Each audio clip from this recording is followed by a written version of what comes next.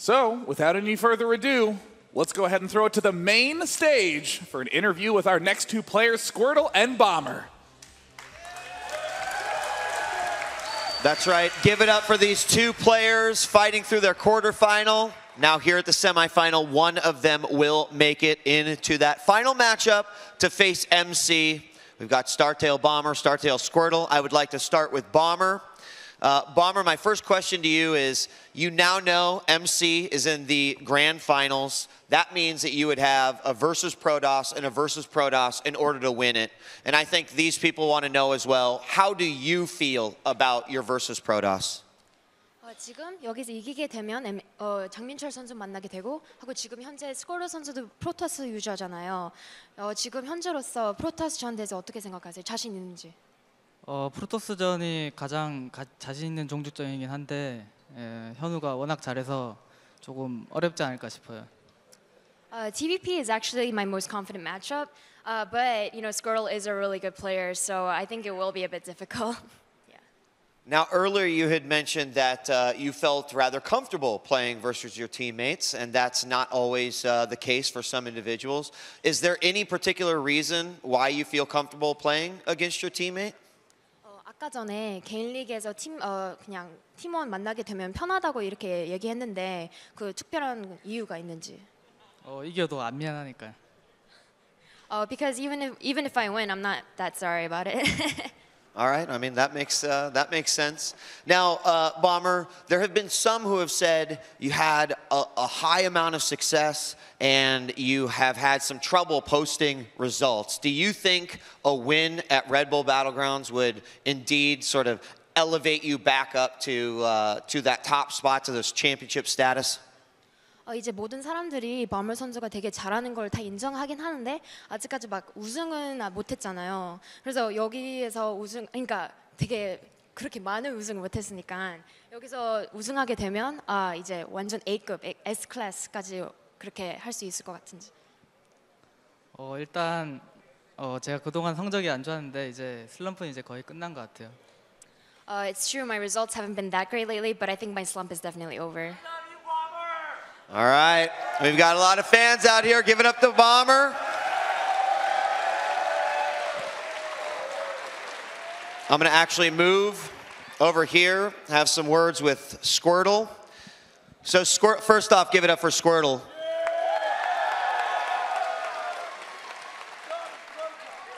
Squirtle, you were a last-minute replacement coming into this competition, actually replacing Puzzle. Did this change your perception on the tournament?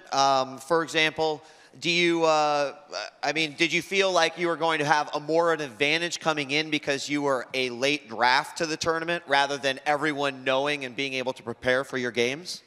원래 여기 오는 선수가 스코러 선수가 아니라 퍼즐 선수가 와야 되는 거였잖아요.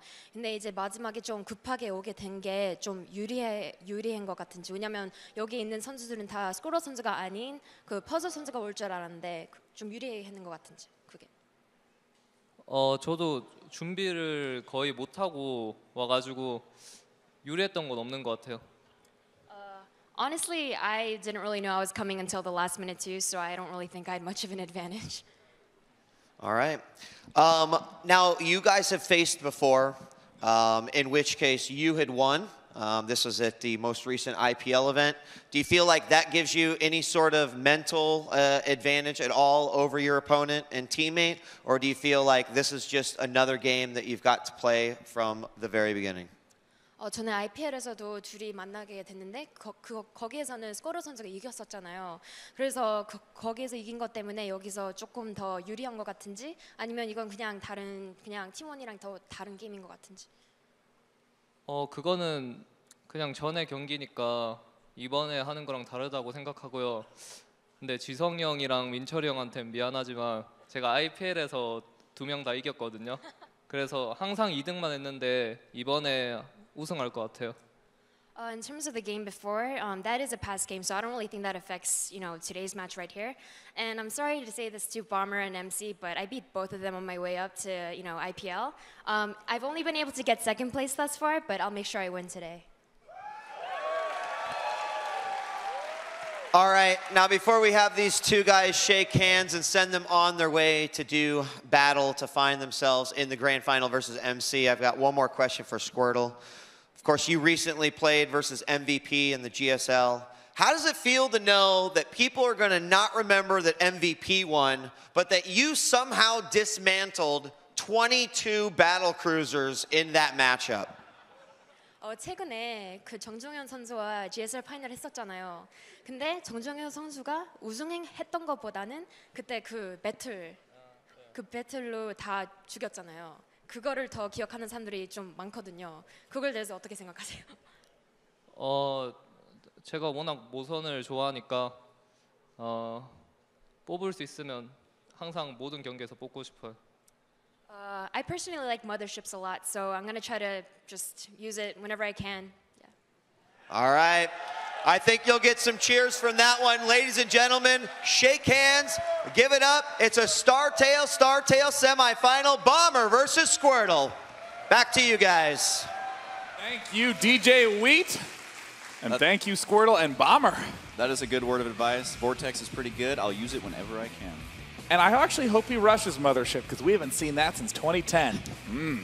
Now, it looks like, let's go ahead and introduce the two players in terms of their player sheet just to get a little bit more info going into this match, starting with Bomber, who, has recently been kind of slumping, but I was even asking MC about Bomber's recent slump, and he just says you get unlucky a couple times in GSL, and then you get knocked out, and it's as easy as that. Yeah, and if you have your favorite players who have been, they're Code S, and then all of a sudden they're not even in Code A, just look at the matches they play, and you can definitely, like you said, just fumble a couple of matches, then all of a sudden you've lost that Code S spot, you've had a difficult time in Code A, and almost all the best players have been in Code A before, so it's a very challenging aspect of, the GSL. So just because the players may not even be in Code A, that doesn't mean they're bad, and a lot of times you'll see like MC, he can bounce right back and get right back in that Code S. And that's why I'm excited about seeing Bomber's, TVP play. He said it's his most confident matchup, and he's actually doing very, very weird timings. And, I always feel like there's these phases with players where they will start off just kind of mimicking the general trends, and then you'll see that race stagnate, and then they'll disappear for a while, and they'll come back with something totally new. And Bomber's TVP, I think, is exactly that. This weird one-gas style that even you and I got the chance to cast last night. Yeah, absolutely. We have seen a lot of yawning going on during that interview, so hopefully they are in tip-top shape and ready to go. So they are going to go ahead and get in their booths. It should only take them a matter of seconds. Yeah, they're already set up in their booth right away. As you know what, having 3 booths is awfully handy, Sean, as they can set up between those different games. And I do believe that we are indeed ready. Are you guys ready? I was really hoping it was just going to be that one Woo guy. That would have been awesome. And there they are in the side booth, getting ready. Semifinal number 2. Gonna start off on Ohana. Ladies and gentlemen, make some noise because there in the bottom right corner, hailing from Korea with 2 major second places under his belt, going for first, it's going to be Star-Tail Squirtle.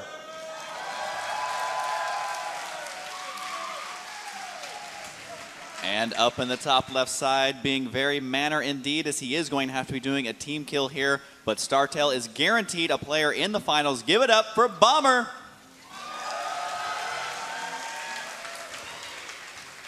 One of my favorite aspects about the Star-Tail team is that the abbreviation ST looks like Street or Saint, good old Saint Squirtle.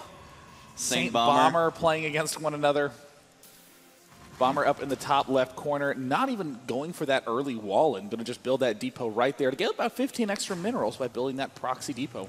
Yeah, and that's something that we've seen, I think even in Brood War, man, they used to build the depots right by the mineral line, help increase their income, even used to use it to make the pathing a little bit better on those workers. But right now, SCVs, they just got so much smarter in StarCraft 2. They were like, oh, no, I should actually just mine minerals instead of being stupid. But we do have the barracks going to be going down right now, completely standard stuff here. And Sean, if you're playing a teammate, are they going to be mad at you if you completely cheese them when you get back to the training house? Yes. Yes, there's none of this, oh, no, it feels great. They're going to come back and say, oh, man, I love losing to you in 5 minutes in front of those hundreds of thousands of people. I mean, cheesing is just as frustrating in team battles as it is in any other circumstance. And I honestly think the most interesting aspect about team versus team is that both players have such an excellent knowledge of one another. And this is the exact style we saw out of Squirtle at IPL, at GSL, going for the double assimilator. He's going to follow it up by planting down that pylon, that cybernetics core, and then putting 2 in each gas geyser. And, you know, Sean, if you've seen him do this before, what exactly are the follow-ups here? Because Protoss, you love gas because you have so many high-tech units that you want to race towards. And especially versus Terran, I mean, it's no secret that having all those gas units, especially Psystorm, are going to be very beneficial. So is he rushing towards that, or does he have a different timing in mind? Well, there's a number of reasons why this double gas can just be so effective. First, what we're going to see is that with the scout for Bomber, he doesn't know what to predict. If you see no gas, then definitely, or excuse me, just one gas geyser, then he's definitely going for some kind of early expand or some kind of cheese. And if you see 2 gas, you just don't know. And what Squirtle does is he actually builds that Zealot to 70% and then cancels it and chrono boosts out the Stalker. This will almost always force the Terran player to build a fast bunker instead of going for the early 2nd and 3rd racks, which it looks like Bomber is now starting racks number 2. But for the most part, Squirtle will just be following this up with an expand. There's other subtle techniques that Squirtle does, such as just building this pylon down here. If you're in Bomber's shoes, you're going, ugh, I see 2 gas and 1 pylon. Something nutty's coming up. This is one of the most deceptive openings in the book. Yeah, it's a very good opening there by Squirtle, but also if there's anyone who has practiced against this the most, it's probably Bomber. I imagine when Squirtle's preparing for some upcoming matches, he will probably use these exact builds versus Bomber, and that's going to give Bomber a little bit of an edge. He's going to know the strengths and weaknesses in and out of this build, even if it's a build that, you know, is not used that often against opponents who are not currently on your team. Now, right now, we do see the robotics facility going down. He does have it a little bit hidden there. Is it too exposed there, or is that just to hide it? This is honestly a great timing because Squirtle will be following this up with some Immortals, some Sentries, but most importantly, he's going to be knocking down these rocks pretty promptly anyway, so he should be able to deflect this. I mean, if the Terran's committing at that extreme an angle, it's pretty easy to contain the Terran down to that bottom side, but you're going to notice Squirtle building just absolutely no units. Just a couple of Sentries, chrono boosting probes mainly, expanding, and then going to be going for the double observatory. And I think Bomber is also doing another interesting build, just 1 gas geyser in the main base. And taking a look at the gas for Squirtle, does indeed have all 3 probes inside of there. I really like the timing that he uses here because, you know, putting 3 probes right there immediately into both of those, you actually lose quite a lot of minerals because, you know, you just have way too much gas at this point. And also, he doesn't overcommit on the sentries. May get a second one here to try and block off the ramp, but instead, using that additional gas for an extremely quick robotics bay here. And I would assume that this is for Colossus, or is Warp Prism going to be viable? I mean, I hope Warp Prism is viable because nothing tickles my fancy as much as the Warp Prism. Sneaking in, doing that, awesome harassment, but almost certainly going to be the Colossus, which if you're Protoss, then yeah, Colossi tend to work out pretty well no matter what. Especially going up against a lot of Marines, which is exactly what we're going to be seeing here. Now, of course, Bomber's not going to make just pure Marine here for the entire duration of the game because at some point you have to be able to deal with the Stalkers and you have to be able to deal with the Colossus. So we should see some Marauders as well. But for now, he is going to be sitting on just the 3 racks here. He is going to be moving out a little bit. Now, Sean, is Squirtle, say that Bomber decided to attack here, is 2 sentries enough to hold this off? Well, interestingly, Squirtle needs to have a good backup vision plan. Right here, this will let him know, nope, no push coming, and then he can hold off on building anything with the Warp Gate. Again, 2 sentries and just a handful of extra units. And other than that, it's just big macro mode for Squirtle. Squirtle is actually, looks like going to be going for a 2-base all-in. I would actually not be surprised to see 3 or 4 extra gateways go down. We don't see any Twilight Council. We don't see any Forge. This is going to be a very difficult play for Bomber to read just because you're almost never going to scan down there. Oh man, such a greedy build here by Squirtle, at least just rushing so quickly to Colossus. He does have one. I don't think he's going to be trapped behind there. It does look like he can slip in and out. And if the Marine, if he moves to the right side, that's actually going to reveal that there is a Colossus there, which would be a complete fluke chance. I don't think that's actually going to end up happening. But of course, that Colossus, I mean, he's programmed just to shoot everything he sees, but he doesn't know that he's actually Waldo right now, Sean. He doesn't want to show himself. The real question, I think, is how do you deflect this huge two-base all-in that's been giving players so much trouble? Bomber is doing exactly what he needs to do, getting these extra barracks up. And you'll often blindly see Bomber build those 2 medevacs and then instantly go for Viking. Ooh, That was close. This guy is getting increasingly close to falling off that edge. And the Marine now in the top right side is going to spot that probe, although I don't know if that Marine actually, well, oh, he is on patrol here, so he may actually spot that. And you got to remember, when you're doing a 2-base all-in, we saw MC struggle with this a little bit where his pylons get taken out, and that means that your attack timing is just so much heavily delayed, although it does look like Squirtle does have a backup pylon on the right side that will most likely not get spotted. But this patrolling Marine, is he going to spot this pylon?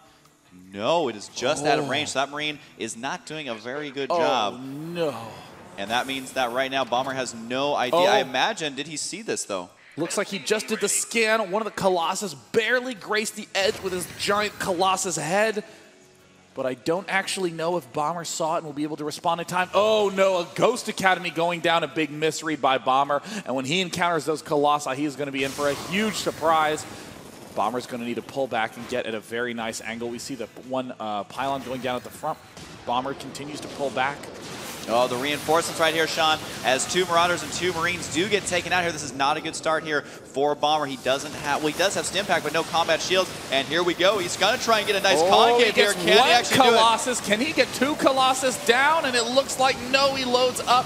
Tries to retreat. Squirtle does not manage to take down that last medevac. And Bomber in a lot of trouble, desperately trying to get bunkers 2 and 3 up. And with these Vikings just now planting, it looks like he will be able to perhaps barely edge his opponent back, but it's going to be a very thin defense. And he did lose quite a few units in that regard. I mean, 2,100 resources lost there, and he never really got to engage the army. Here we go. It does look like Squirrel going to decide to move up here. 1 bunker goes down. Doesn't even need the force fields to prevent the SCVs from repairing. His 2nd bunker going to go down as well, but the Colossus getting taken out. There's only 1 Colossus left, but he does have 15 kills. Gonna go down, and it looks like Squirtle's all-in will continue, but no, Squirtle will have to retreat, and Bomber has managed to stay alive into the mid-game. But what he really has to worry about is the follow-up. Here it comes, wave number 2. That's a lot of zealots. Can he force field the ramp? That would be huge. Could deny reinforcements from the majority of the production facilities. The sentries, though, just getting in position. Does he decide to do it? No, he is going to retreat as this bunker remains. Those 2 Marauders, the unsung heroes, as that is exactly what kept Bomber in this game. And now what's amazing to me is that Squirtle is not out of the game by any means. Certainly he's been heavily wounded, but he will definitely just be doing a standard transition out of this. Does have a little bit of the lead, and you just cannot credit these very fast 4th and 5th bunkers enough, or excuse me, 4th and 5th barracks enough with the fact that Bomber's alive. I mean, those 2 barracks absolutely gave the little minute edge that Bomber needed to stay in the game. Now, you did mention the Ghost Academy being a bad read, and you can see he hasn't used the Ghost Academy since he built it. There's really not a whole lot that you can use in regards to the EMP. I mean, worrying about force fields is not that great when compared to the Colossus. We do see an engagement over here, but you don't want to use just gateway units versus these fully upgraded units with the 1-1, the stim, the combat shields. No Marauder slow, but at this point, this can usually be very cost-effective for Terrence. Squirtle does decide to engage here, but that is going to be held off with relative ease. Oh yeah, Bomber now sprinting up, not stimming all of his units, just the front few to pick off these sentries. Wow. Oh no, the sentries go down. And oh my god, it's a super Marauder. Oh no, it's a landed Viking. I'm kidding. They don't have that many good units. Startail now. Startail, Squirtle now adding on that +1 armor upgrade, adding on a lot of gateways, the correct play in this situation. He needs to start flooding out all that Zealot Archon, trying to just overwhelm this a little bit Marauder-heavy force with the units that they are worst against. But man, Bomber is not going to fall for that too much as he has 21 Marines out right now, Mike. And you know what, Day 9, he also doesn't have an expansion, which means he is going to put his own pressure on. Now he does have, I believe, 2 more medevacs just showing up. The initial 2, though, are exactly out of energy. They have 0 energy apiece there. Scans, takes out the Observer, and I don't know if that Observer is seeing the massive drop that is going to be heading towards his main base. Now we do have 2 Archons here. These can still be kind of kited with, especially if you stem, as your units do run much more quickly. But here he goes, the 2-prong attack. Does decide to force field on the ramp right away. These units are backed into a corner. Can he engage here with the Archons? One goes down immediately. The splash damage, it may not be enough. This is so many units here. As this is what happens to Squirtle when your all-in does not work. You do not have a whole lot to defend your main. Good game! Bomber with the stellar defense. I mean, just survived by the skin of his teeth. I mean, That was like closer than the Gore Bush presidential election. That is true, Sean. I tried to make that joke at DreamHack and nobody laughed. It's okay. I will always laugh at your jokes. Thank you, Mike. Don't even worry about it. But I'm kind of curious to see what the map choice is going to be, and also how is Squirtle going to play out this next game? Is he going to continue, going for the two probes in the gas really early, which not many Protoss do, as it seems to definitely be his style? Or have you seen other builds out of him, or what are his options here? Well, if you look at the GSL final, what he tends to do is get that very early robotics facility, which, as you saw, can lead to an all-in, but most of the time what he'll do is get 2 observers, very fast forge, get blink, get 2 more upgrades, expand, start getting Colossus, but very gentle, very long-term focused play, with the big key being, I think, the fast observers and the fast plus armor upgrade. Then he ends up with this extremely versatile force that's very strong in the mid game. But as you can see, Bomber is ready to kill.